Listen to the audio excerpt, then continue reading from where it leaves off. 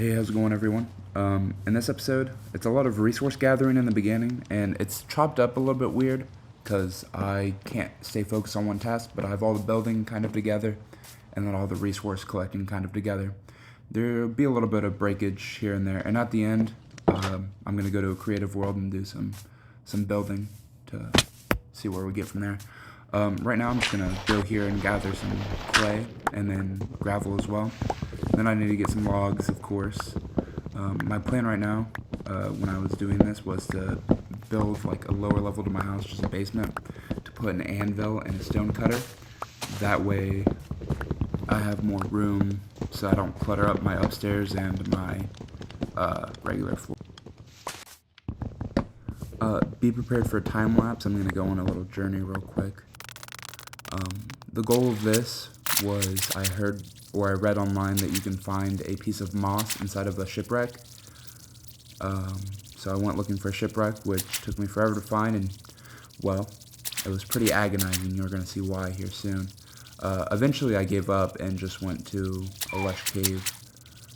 I needed to root at dirt anyway, so I found an azalea tree, and then I ended up going to a different cave because I just couldn't find the cave underneath of that azalea tree.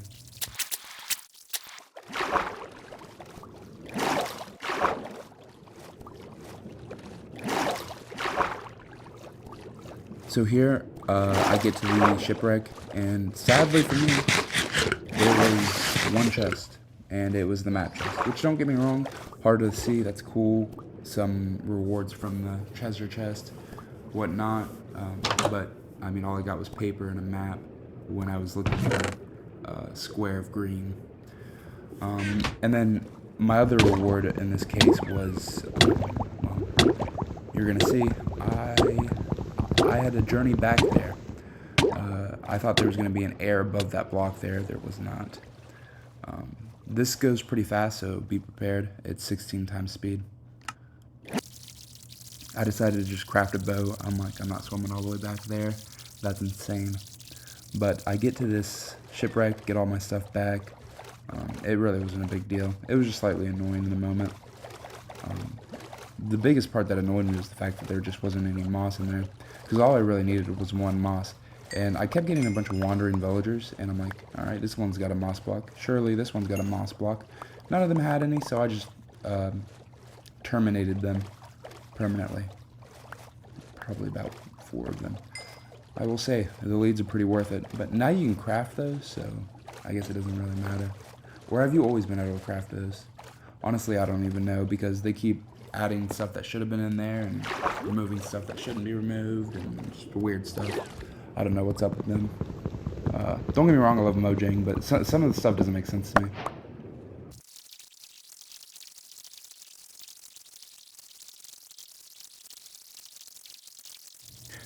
So right here, I'm just traveling to the buried treasure.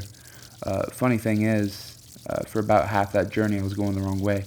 I don't really understand. I thought that positive up and then positive was also right, and then negatives were down and negatives were left, but I guess I was wrong in that, so I was just going backwards.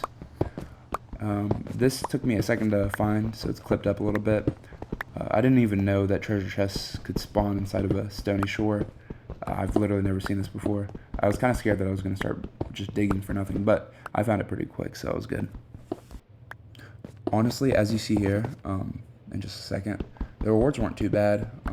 Especially, I was really low on iron, so the iron was very helpful, and then, well, 5 diamonds isn't bad. And then obviously hard to see. We'll probably do something with that. I don't know, episode 38. I was getting some dark oak. I figured that it would be a good building block. And I seen it on the way, so I'm like, let's just grab some saplings. I always try to grab at least 8 of these, because I swear to goodness, sometimes I'll get 4, and then I just won't ever get enough for another tree to grow. I also, at some point, I gather some spruce wood. I think I cut that out. Right here is what I was talking about before, where I found the lush tree, or the azalea tree, I mean. I went ahead and grabbed a bunch of leaves. They're really good for building. I also went ahead and grabbed a bunch of this rooted dirt. I think the rooted dirt is a phenomenal building block. I mean, I use it in all sorts of paths and a bunch of gardens. It's really good for gardens, and obviously it's a root block, so I'm sure it works as a root as well. This is where I couldn't find the cave. I ended up just going into a different one, which you'll see shortly. Yeah, I mean, there was also a geode down there. I should have kept that in, but too late now.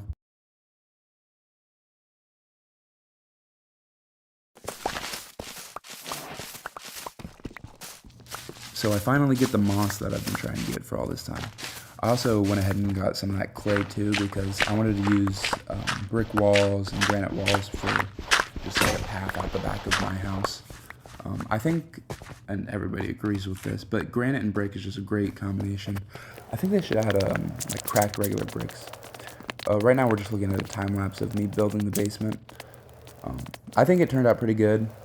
I took a lot of deciding in the beginning because I just didn't want to leave my furnace just hanging in the air there, trying to figure out a way to make it all fit. But the way I ended up making it, I think it looked pretty good. I also think that it was very satisfying. I watched this a couple times over, the time lapse, because the dirt breaking sound in time lapse is just really satisfying. And then for the back wall, I did cobblestone, and then for the other walls, you'll see some that I did like bricks, mossy bricks, cracked bricks for the other 2 walls, or 3 walls, I mean. And then for the floor, I ended up doing kelp blocks. Those are really annoying to get. I finished about half the floor in this video. The next video, you'll see it finished. I made a little farm for it that grew, and honestly, they're annoying to get, but you can automate a kelp farm pretty easily, so I guess it makes sense.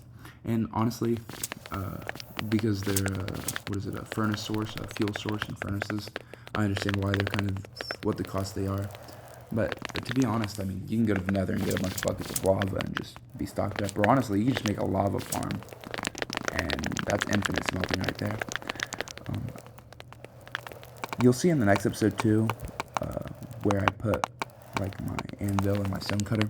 That's what the point of the basement is. And then here soon, I think we're gonna get into the pathway. And I really like the way the pathway came out. And then I also added greenery to it, which will be in the next episode. Honestly, I couldn't keep myself from playing. I think I recently got my PC finished. I have to go pick it up. But the way I make these videos is probably going to be different here soon. A lot of creators, they do voice recording while they're doing the builds and after the fact as well. I think I'm going to move over to that because it would make more sense and it would help me stay within the context of what I'm doing. Plus, it would add a more personal level to the videos, I believe. Yeah.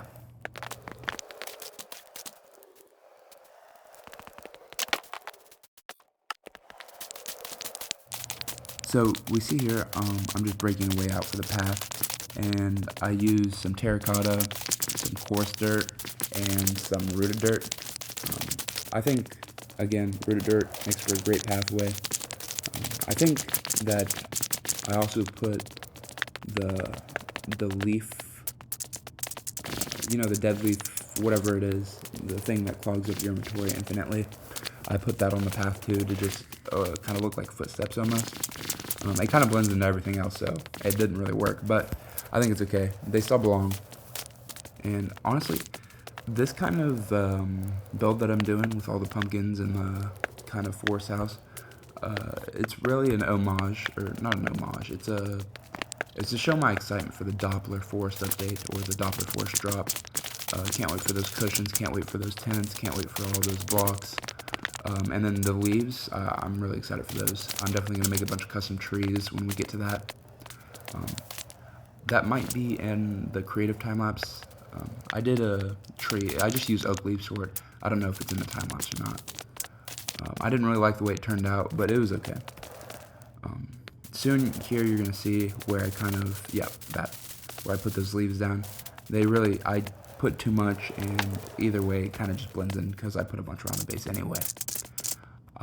I have a segment that's a little bit slower speed. It's me adding a bunch of foliage around, and I added a couple more chains to the house, just more details for it. And honestly, I might think about replacing those with the copper chains. I completely forgot about those, but the copper chains look really good. As long as along with the copper lanterns. I just used those chains to add extra detail and add more, I guess, spice to the build. I think they add that gray tone on top of the wood kind of breaks it up a little bit, which what the green does as well. But I think like that darker, desaturated sort of gray, bluish gray color helps. I also added leaves onto the house, like not leaves, yes. They act as like hanging vines in addition to like the vines that are already on there. And I think I added some glowberries too. I just really want this house to look very overgrown, um, pretty worn down, which I'm going to wear it down a little bit more, add some wear and tear to it. I think that's the way to go, honestly, when you're building a house like this, is to kind of just make it how it is already, and then go back and add the wear and tear later, because once you build around it, it's easier to see, oh, where would this wear be? Where would this damage be on the house?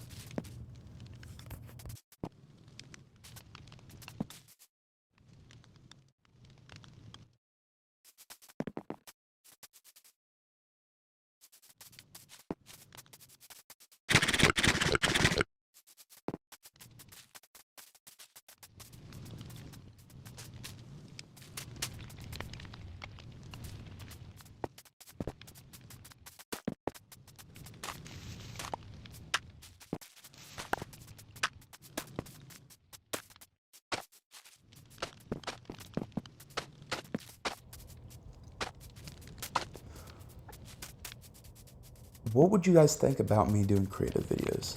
I think I might start doing a couple of those. I'm going to keep doing the survival videos, of course, because honestly, I love this world. I've only just started it, and maybe it's that 2-week Minecraft phase, but I've been having a lot of fun in it, and I've been playing it kind of nonstop this weekend.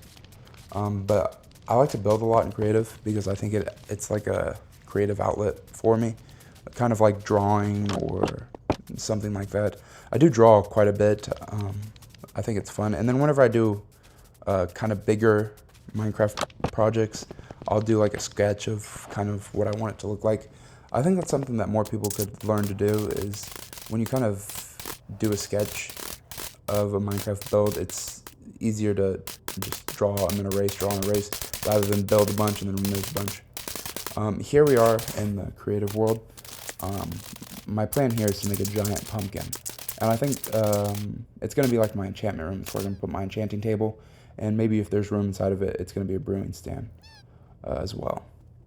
I think that the pumpkin came out pretty good. This segment makes up quite a bit of the video, so we'll see how much commentary I do here. For the pumpkin, I didn't want it to be like a perfect circle. Circles are kind of, well, spheres rather, are kind of hard to build in Minecraft.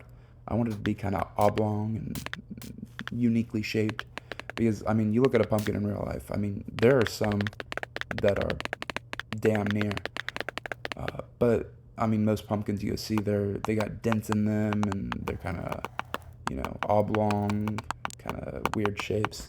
And then I didn't realize this at the time. I'm using these acacia stairs and slabs, but smooth sandstone has stairs and slabs that I could have just used, which I think I eventually did change those in this part. I also did something where I added a bunch of I looked up pictures of like a pumpkin patch, like real life photos for like a little bit of reference, and I just kind of upscaled it to what this is. And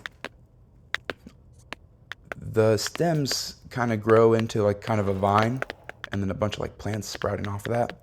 And so what I did was I had just these giant vines sprawling around the base, which you'll see soon. I even had one that came up around, and I put it on top of the house, and it's kind of sunken in. I'm very excited to do that in the survival world.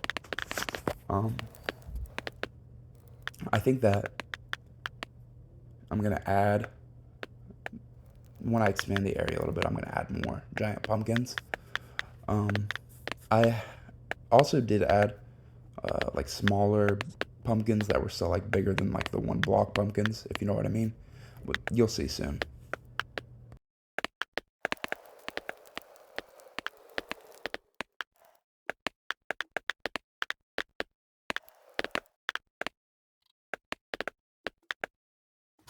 I would also like to note that that noise is very satisfying. That sandstone breaking and placing. It's just the tap, tap, tap, tap, tap, tap, tap. Well, that's a horrible rendition of what it was, but I mean, you guys can hear it. I always love these time-lapse sounds. They, it's just so satisfying to my ears for some reason. For this part right here, I did the acacia logs, and then it's going to go into oak logs. That's kind of how they look on like real pumpkins. It's kind of grayish at the tip, and then as it goes out, it becomes more of a brownish color, and then it goes to green. I also added glow lichen, which I don't think I'm going to do in the survival world because glow lichen can be kind of annoying to get. Not that annoying. I think you just need shears and go into a cave, but I also don't think it looked that good because the grade didn't really match what I was going for. It's too bright, I guess, which is the whole point of the block, is to be bright, I guess. But it just didn't really match what I really wanted it to be.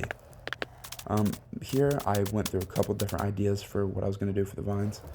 I initially tried this terracotta because there's plenty of terracotta in the mesa biome, but then I ended up landing on the moss because, well, I already had a ton of it.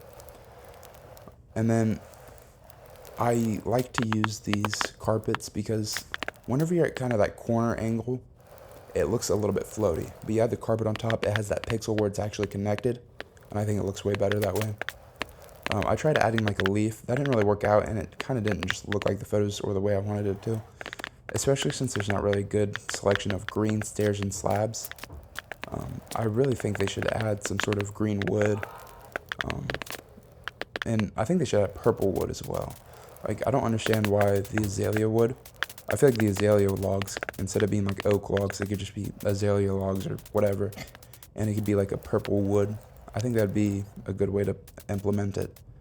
And then, as for green logs, I mean, you could just make some random tree that's got green wood. I mean, I feel like it wouldn't be that hard.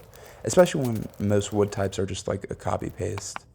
The only differences are the doors and the trap doors. And then I guess the shelves are a little bit different too. What do you guys think about the shelves? I think the shelves are pretty phenomenal. I know those have been in the game for a minute now, but I mean, I'm still finding new ways to use them and implement them in my builds. Sometimes they don't always look good, but there's a lot of cases where they're just perfect. My favorite way to use them, honestly, and this is the way it gets used a ton, is in like pillars. I mean, I feel like we've never really been able to do what the shelves are able to do now. I don't know why they won't just add vertical slabs. I heard it said, I'm not sure where, but they said that it would be hard to implement because how would the game know whether you're trying to place it vertical or sideways? Or maybe it was how if you're trying to place it horizontal or vertical. Sorry, not that. Like forward or sideways, I guess. And I mean, look at the logs, right? You're able to place them however you want, in any direction you want, in any spot you want. That'd be a perfect way to implement it. I feel like it wouldn't be that hard. A while back, they said that the reason they don't is because it inhibits creativity. And I mean, I feel like if you go that route, then you have to say the same for, oh, there shouldn't be any colored beds because it inhibits creativity. Oh, there shouldn't be shelves, it inhibits creativity. Oh, there shouldn't be this or that. There's so many things in the game that you could make the same argument for. So I don't understand like where that comes from. You can also see in the corner there, I added the sea pickles and candles on top of the pumpkins to act as like a stem, like an actual stem poking out. I think they look pretty good. I think I'm going to do that in Survival World. You can see here where I was putting the vine on the house. Eventually I add kind of a different, type of deep slate on top to act as like cracks. And this is my way of getting around, like I was talking about how the roof looked very flat. I wanted to add some sort of texture. And see, this is what I was talking about before. You can add damage later on to what's already there while you're building. I think that was a great way that I did it there. And I kind of had this vine just sprawl out a bunch. I was very happy with how this came out. This isn't how it's going to look exactly in the survival world because, one, I think I'm going to add a little bit more vinage, and two, I think that I could have just made them look better. And so that'll definitely change for sure. I added some slabs to break up the monotonous, like, stair texture to kind of break up the roof and make it look even more cracked. I think that added a lot to the depth of the roof. We're ended off here, so everybody have a great